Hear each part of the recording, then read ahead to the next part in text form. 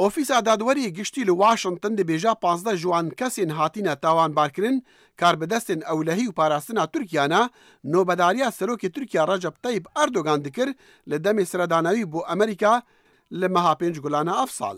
دەستەیە سوندخوارن دادگەها بلند لە واشنگتن دوه شەمبوێ ئەو 19 کەس تاوانبارکردن بێ تند و تیژیێ.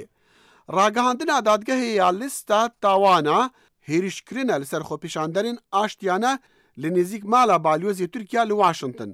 هەر 19 تاوانبار سوجدارن بە تاوانن تند و تیژیێ. ئەو تاوانەکە لە ئەمریکا جزاوێ دگەهتە 15 ساڵین زیندانێ.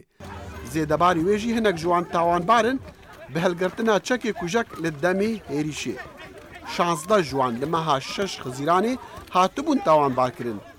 دیتنام داوی بریارێکی مهمە. Ez bawerim wezîrê dervayê welatî zanî bû ew ê tê.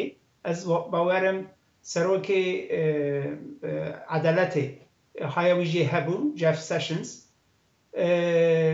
û ji bo navbeyna Tirkiye û Amerîkayê ji bo edelet mihîm e, bî gavekî pir mihîm e.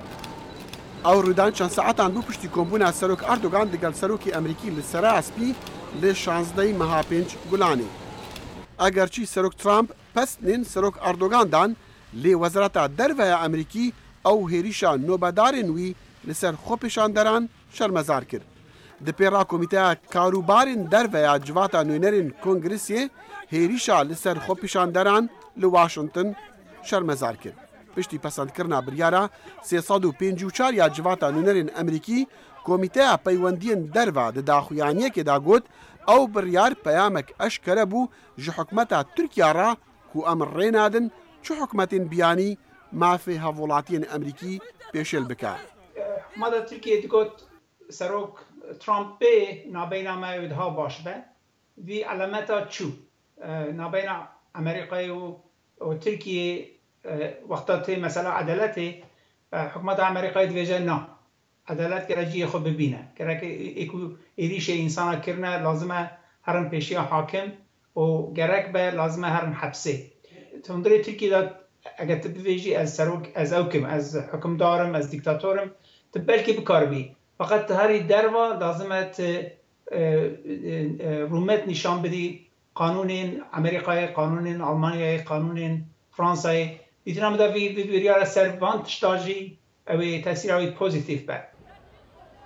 Ajansa peyamên dewleta Tirkiya ew tawan red kir û iddia kir ku nûbedar neçar bûn xwepêşanderan ragirin ku rê li hevwelatiyên Tirkiyên Emerîkî digirt pêşwaziya Erdogan bikin. Du ji tawanbarên wê tundûtîjiyê Mahmud Samî Al-Yaltî û Ahmed Cengîzxan Derecî hatibûn gurtin û hêşta di zîndanê de ne yên din vegeriyane Tirkiya ew endamên desteya medeniya nûbedarên serok Erdogan bûn û endamên şandê diplomasiyê digel wî bûn li seredana Amerîka. Hêşta nexuyaye ke eger mafê parêzvaniya diplomasî dê rêgir be li pêş hewlên dadgehkirina wan.